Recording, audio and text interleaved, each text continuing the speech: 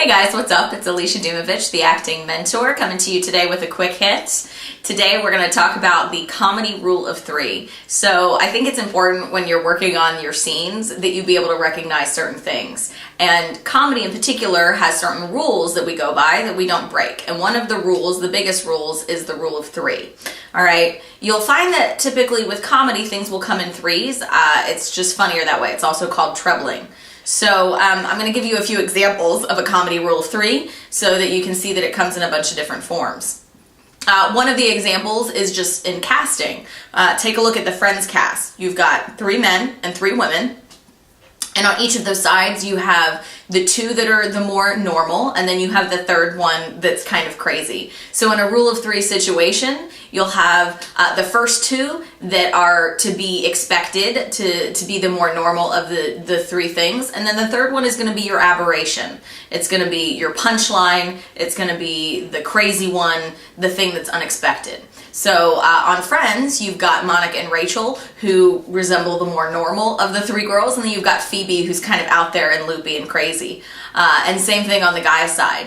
Look at Seinfeld, for example. You've got George and Jerry, who are both relatively normal, and then you've got Kramer, who's the crazy one. So those are just some examples in casting on how a comedy rule of 3 can show up in that way.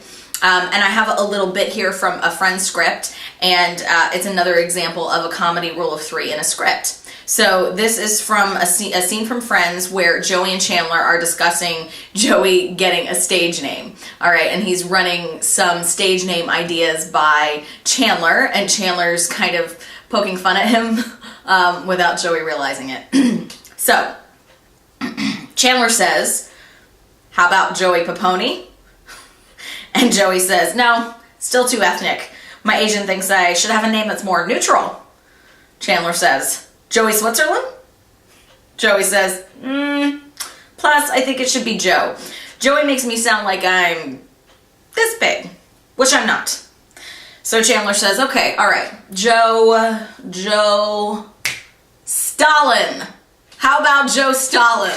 And Joey says, "Stalin? Huh. Do I know that name? It sounds kind of familiar." And Chandler says, "Gee, I don't know. Doesn't ring a bell." And Joey says, "Yeah, Joe Stalin. That's pretty good."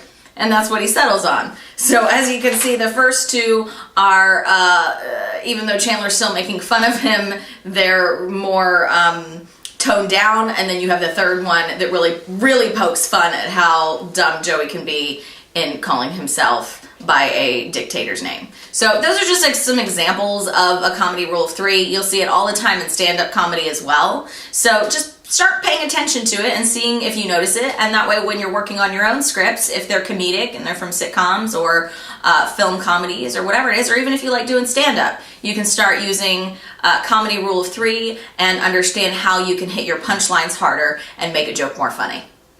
Thanks for checking us out. Make sure to subscribe and follow us on Facebook, and I'll see you again soon.